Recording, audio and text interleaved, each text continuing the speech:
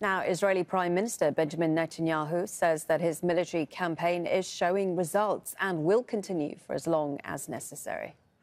In the past few days, dozens of Hamas terrorists have surrendered to our forces. They are laying down their weapons and turning themselves in to our heroic soldiers. This will take time. The war is still ongoing, but it is the beginning of the end for Hamas. I say to the Hamas terrorists, it's over. Don't die for Sinwar. Surrender now. Let's go to Alan Fisher, who is in occupied East Jerusalem. Alan, Prime Minister Netanyahu once again reiterating his commitment to the war in Gaza. What else has he been saying?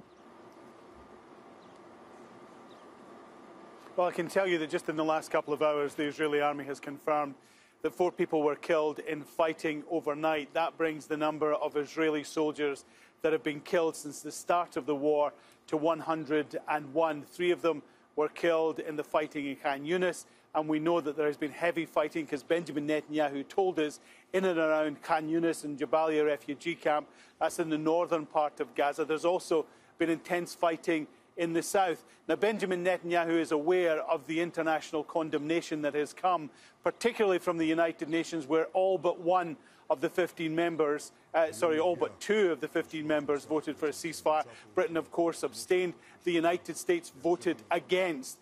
But he's also buoyed by the fact that just in the last couple of days, he's received $106 million worth of ammunition to help fuel the war.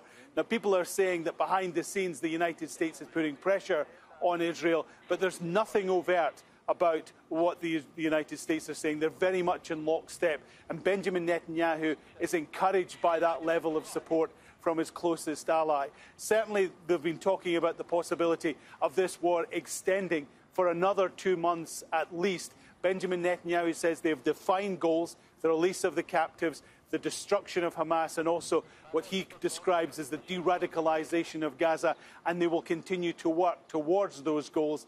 But by calling for Hamas to surrender, he's maybe hoping slightly that he can perhaps truncate this war, maybe bring it to a close sooner rather than later. Because, as I say, he's aware of the huge international outrage of the growing number of civilians that are being killed as Israel prosecutes this war by land, air and sea. And Alan, senior Israeli officials have also wrapped up another late-night meeting. Do we know what's come out of those talks? Yeah, a couple of big meetings in Jerusalem on Sunday. One of the meetings was of the socio-economic cabinet.